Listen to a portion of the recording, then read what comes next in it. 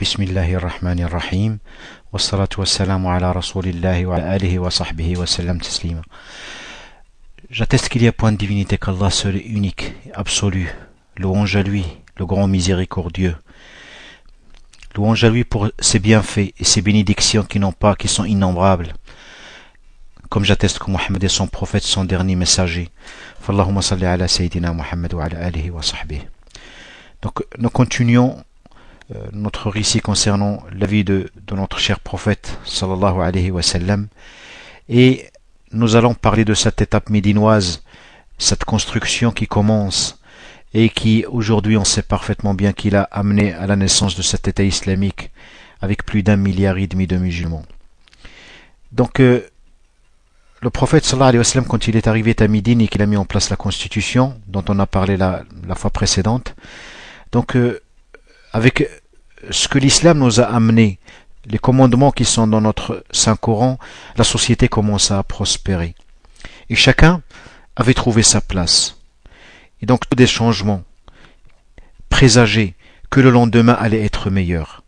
Les frictions disparaissaient, bien que des hypocrites, gagnés dans le désordre, comme dans tous les temps, guettaient comment stopper cet élan, comment réouvrir les plaies et les cicatrices, et comment pouvoir éventuellement créer la zizanie pour qu'il recommence à gagner comme ce fut dans le passé. Le savoir Qurayshi, comme par exemple le commerce, a incité à créer un marché pour les échanges commerciaux. N'oublions pas que les Mécois sont des experts dans le commerce, surtout avec le nombre de caravanes qui transitaient par la Mecque. Et une nouvelle organisation a vu le jour. On a vu des artisans qui ont commencé à apprendre aux pauvres un partage de savoir pour l'autonomie, à leur apprendre des métiers le matin. Et ces mêmes personnes qui apprenaient le matin, à leur tour, eux, apprenaient le Coran le soir. Et ce qui permettait de vivre d'un métier dignement le matin et d'apprendre ce qui est spirituel le soir, ce qui permettait un travail qui garantissait la sortie de l'analphabétisme et l'acquisition de savoir.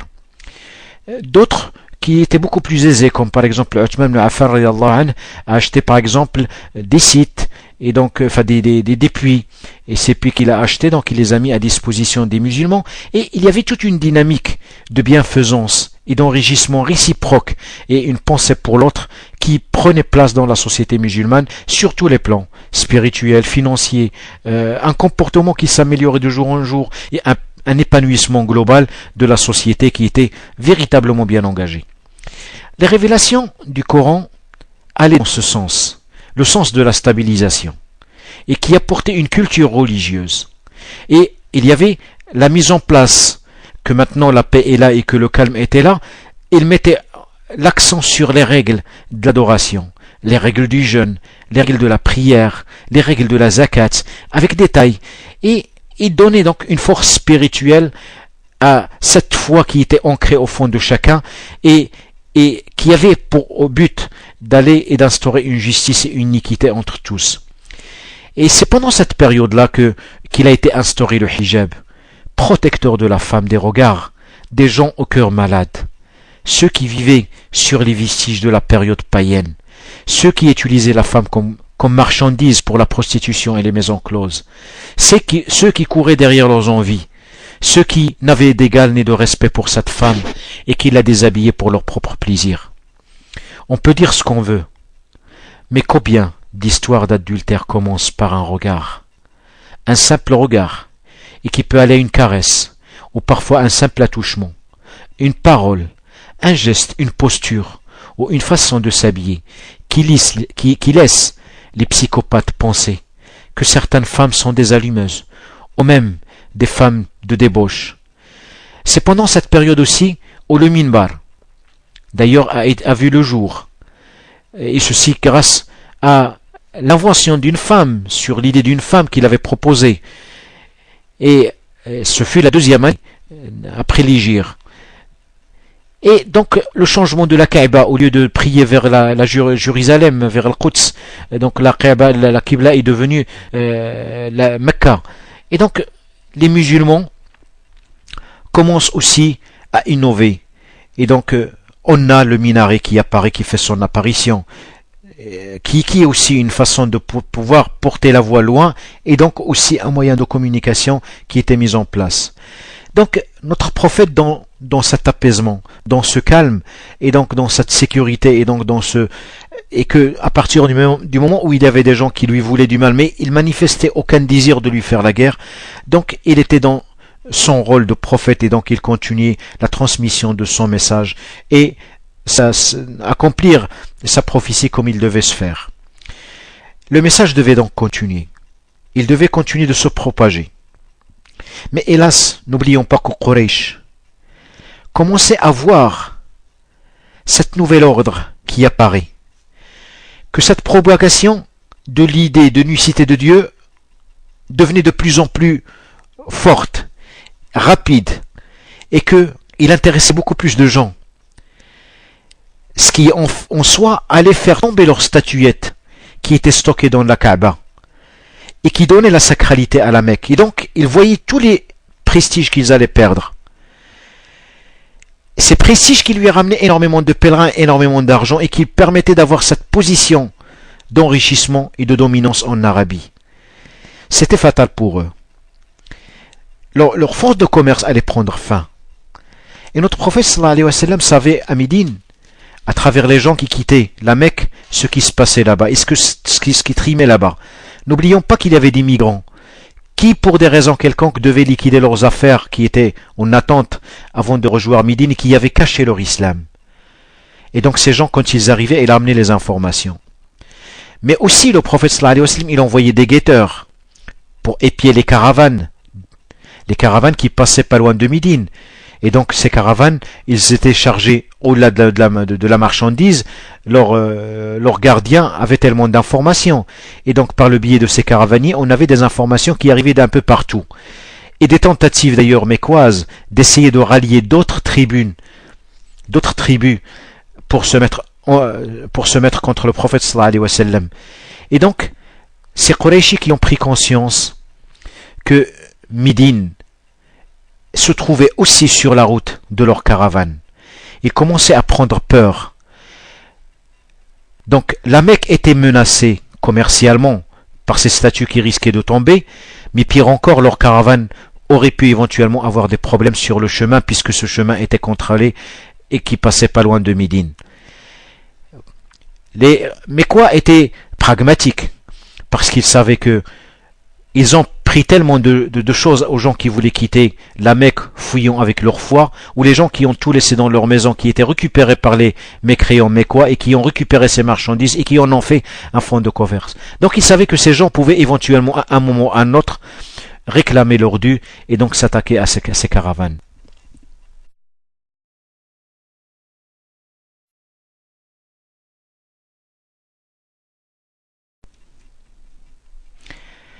En parallèle au travail qui se faisait sur Médine, donc les musulmans ont installé un contrôle continu par des guetteurs et donc un service d'espionnage pour surveiller tous les mouvements suspects venant d'ailleurs et aussi connaître ce qui se passait dans les tribus voisines. C'est une précaution que le prophète devait prendre afin d'éviter d'être surpris par des alliances contre Médine. Le prophète envoya même des émissaires par petits groupes aux tribus sur la route donc de la Mecque, entre la Mecque et Médine, leur demandant d'être neutres en cas où les Quraysh les solliciteraient par une quelconque alliance guerrière. Les informations que les Mécois ramenaient à Médine, ceux qui s'enfuyaient après l'arrivée du prophète, une fois qu'ils auraient terminé ce qu'ils avaient à terminer à la Mecque, ou ceux tout simplement qui sont convertis après le départ du prophète, ou ceux tout simplement qui avaient éventuellement, pour une raison quelconque, de passer par là, ou les caravaniers qui étaient sur le chemin et donc qui étaient une source d'information, laissaient bien évidemment croire que les Qurayshis étaient conscients que le prophète était en train de créer une nation et une force qui allait faire tomber leur statuette et donc anéantir leur fonds de commerce. Donc, conscient de cela, le prophète sallallahu alayhi wa sallam voulait mettre en place un système d'information, une collecte d'informations pour protéger les gens de Médine et se préparer au pire en cas où cela devait arriver. Alors, toujours dans ce sens, il a envoyé Abdullah ibn Jahsh avec un groupe de 3 personnes. Et donc les consignes étaient simples. Il lui donne un message fermé. Et avant de partir, il lui dit de choisir 3 personnes volontaires. Et il lui dit que la mission était périlleuse, qu'elle était dangereuse, et qu'il fallait de la motivation, la discrétion, le discernement et la patience et le calme. Et donc, il fallait que ces personnes soient volontaires et que le message ne devait pas être ouvert avant d'atteindre et de terminer 2 jours de marche. Mais il lui indiqua tout d'abord au début par au passé. Donc, Abdullah ibn Jahsh et son groupe de 3 personnes, donc ils sont 4 au total, après 2 jours de marche, ouvrirent le message. Ils se rendent compte que le prophète sallallahu alayhi wa sallam les a envoyés sur les portes de la Mecque. Il leur demanda d'espionner ce qui se passait à la Mecque, et afin d'être sûr que ce qui se disait, que les informations qui ont pu atteindre Médine étaient justes et justifiées. Mais il leur demande de ne prendre aucune initiative et d'éviter d'être vus ou éventuellement d'être source d'un accrochage quelconque. Le hasard a fait que, et la volonté divine en fait que, 2 parmi les 4 se sont perdus. Et donc les 2 autres restants ont cru qu'ils étaient pris prisonniers. Et comme ils étaient sur les portes de la Mecque, ils ont pensé forcément que c'était les Qurayshis qui l'ont fait. Alors le groupe restant de 2 personnes ont interpellé une caravane de Quraysh. Ils ont trouvé alors légitime de faire pareil. Et donc, ils ont menacé les caravaniers afin qu'ils ne se manifestent pas et qu'ils déposent leurs armes. Et pendant cette menace, une flèche est partie par hasard. Et ils ont atteint une personne, un Qurayshi, qui est décédé. Et ce fut en plein mois sacré. Les mois sacrés chez les Arabes, et depuis la nuit des temps, ils sont réputés être connus que des mois pendant lesquels on n'a pas le droit de faire la guerre. Aucune effusion de sang n'est autorisée, et que toute hostilité doivent s'arrêter pendant les 4 mois sacrés. Donc, les 2 reviennent à Médine, avec 2 prisonniers et du bétail, donc chargés de marchandises de Quraysh. Le prophète était furieux contre ce groupe, quand il a appris cette effusion de sang, et il demanda alors de restituer les bêtes, mais de ne garder que les 2 prisonniers pour les échanger contre les 2 captifs dans l'autre camp. Ceux qui étaient présumés captifs sont revenus à Médine. En réalité, ils avaient juste erré et se sont perdus. Alors le prophète sallallahu alayhi wa sallam, il ordonna de suite de libérer les 2 otages et de sécuriser la rentrée chez eux dans leur maison, dans leur foyer. Mais les Qurayshis, qui cherchaient l'occasion de pouvoir créer et d'externaliser et de pouvoir un tout petit peu abattre le prophète sallallahu alayhi wa sallam, ont trouvé là une occasion rêvée, en disant que le prophète transgressait les mois sacrés. Et en transgressant les mois sacrés, il transgressait les lois divines. Et comment alors il pouvait être un prophète? Ils ont utilisé cet événement et ont demandé aux Médinois d'obliger le prophète sallallahu alayhi wa sallam à sortir de chez eux. Les Médinois n'ont pas expulsé le prophète et les autres musulmans. Et cet argument a été utilisé avec les autres tribus pour les dissuader de ne pas rejoindre l'islam. Les 2 revenants à Médine ont vécu un bon moment dans le regret. Et le prophète sallallahu alayhi wa sallam, qui est comme tous les Arabes, ne savait pas comment réagir et comment traiter cet événement. Mais Allah subhanahu wa ta'ala révéla ce verset dans la sourate la Génis, la vache, pour dissiper sa colère et lever cet embarras, expliquant ce verset qui est le verset numéro 217 que faire sortir les gens de chez eux, les tuer et qu'associer d'autres divinités à Allah, qu'empêcher les gens de rejoindre le sentier d'Allah, était encore beaucoup plus grave qu'une simple flèche partie par mégarde et qui a tué ce Qurayshi. Ce verset certes ne justifie pas l'action du groupe. Il reconnaît leurs erreurs. Il reconnaît l'erreur mais reconnaît aussi l'injustice encore plus grave dont les croyants étaient victimes et il l'était encore pendant ce moment-là. Alors les sortants de la Mecque, ne l'oublions pas, ont perdu leur richesse, leur maison. Ils sont partis avec le peu de choses pour être rapides et quitter les territoires de la Mecque en pleine nuit pour ne pas être rattrapés. Donc ils ont tout abandonné et toutes leurs marchandises et tous leurs biens ont été récupérés par les Qurayshis et ont été utilisés pour leur enrichissement personnel. Le prophète d'ailleurs, à titre de rappel, a perdu sa maison et qu'il n'a jamais récupéré même après la conquête de la Mecque, la maison dans laquelle il a vécu avec notre mère des croyants, Khadija radiallahu anha. Ces gens tout simplement étaient traités injustement parce qu'ils ont osé tout simplement dire qu'Allah était leur seul Seigneur.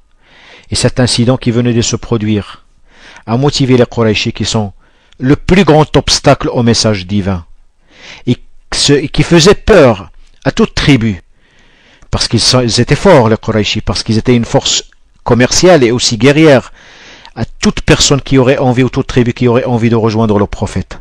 Et cette barrière devait tomber. Il devait au moins devenir neutre. Ainsi, donner et envoyer le message à quiconque qui a envie de rentrer en islam, de rentrer librement. Et donc faire tomber cette barrière était une obligation. Ainsi faire comprendre à tous ceux et celles qui veulent rejoindre l'islam qu'il y avait une deuxième force pour les protéger et aux Qurayshis qu'ils n'avaient plus le monopole de la situation.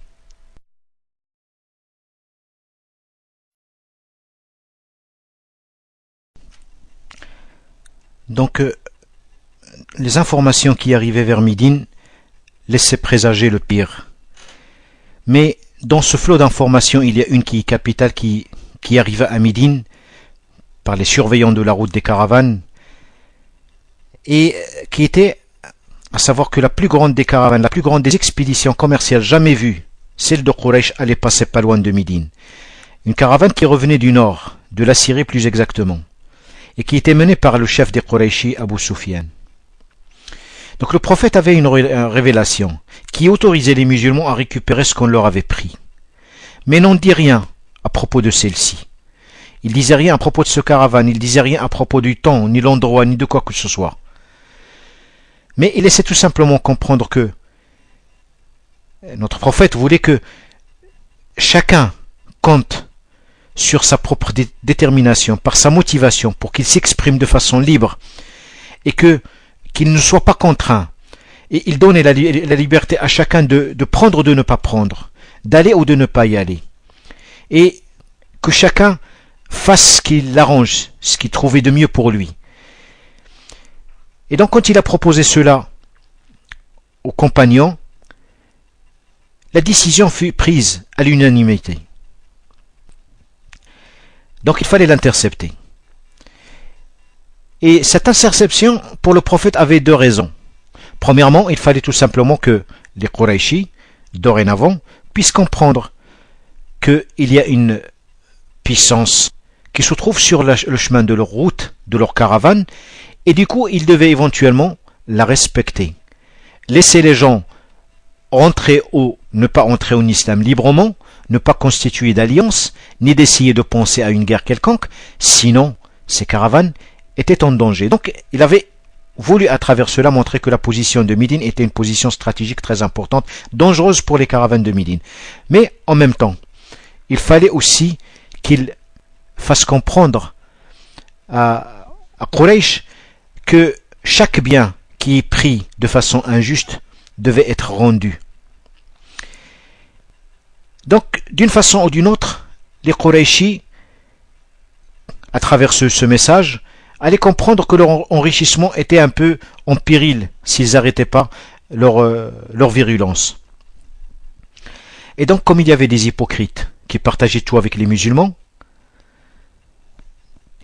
avec les mécréants évidemment, avec des juifs de Médine et d'ailleurs, ceux qui avaient des alliances avec les Mécois, et vu l'importance de cette nation naissante, et vu leur détermination, vu leur courage, vu le fait qu'ils n'ont peur de rien du tout, donc il fallait absolument aider les Qurayshis à les exterminer, parce que s'il fallait remettre toutes les alliances en cause et tous les pactes commerciaux et traiter avec une nouvelle force beaucoup plus puissante que Quraysh, cela représentait un déséquilibre pour eux et un désavantage, et donc il fallait que la vie continuait comme il était avant et que comme chacun trouvait son compte. Personne n'avait intérêt à voir cette nation prendre.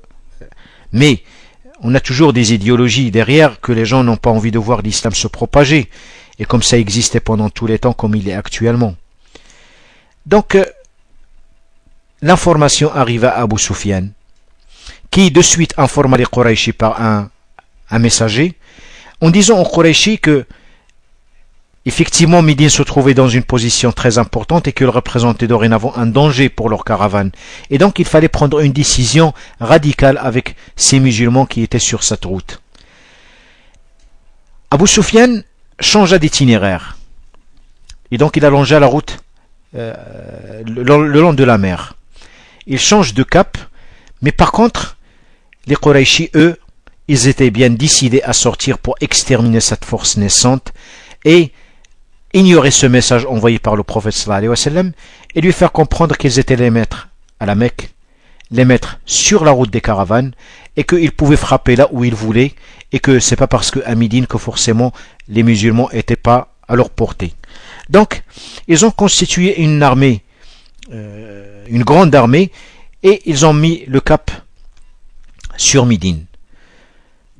Les 300 personnes qui sont sorties pour intercepter la caravane n'étaient pas armés. Ils avaient suffisamment, disons, de provisions et d'armes pour impressionner la quarantaine de gardiens de caravane. Et s'ils étaient en nombre suffisamment élevé, c'est tout simplement pour persuader les autres de ne pas rentrer en contact, parce que les guerres à l'époque se faisaient du corps à corps. Donc il ne fallait pas rentrer dans une guerre et qu'il fallait laisser la caravane. Ce qui intéressait les musulmans, c'était envoyer le message et récupérer ce qu'on leur avait pris. C'était là le message, c'était pas volontairement chercher une guerre. Mais sur le chemin, ils se sont rendus compte que la caravane n'était pas au rendez-vous. Mais le message vient de la Mecque, en passant par Médine, comme quoi que les Qurayshi étaient bien sortis et qu'ils étaient en train de marcher vers Médine afin de faire la guerre au prophète, à ses compagnons et aux Médinois. Les compagnons donc avaient le choix, soit de revenir sur Médine pour la protéger, soit éventuellement aller les arrêter en chemin. Et comme le prophète sallallahu alayhi wa sallam ne voulait pas que les gens de Médine soient touchés dans cette marche guerrière, avec l'espoir éventuellement que cette guerre n'ait pas lieu, donc il a décidé de leur couper le chemin et donc il a mis le cap sur une région qu'on appelle Badr. Badr se trouve à 50 km de Médine. Et donc c'est là effectivement où il a intercepté les groupes de la Mecque qui sont venus pour écraser cette poignée de musulmans de Médine. Et c'est dans cet endroit-là où il a eu cette guerre, cette bataille qui s'appelle la bataille de Badr, qui sera notre prochain récit, Inch'Allah, bihawlillah. أقول قولي هذا وأستغفر الله لي ولكم والسلام عليكم ورحمة الله تعالى وبركاته.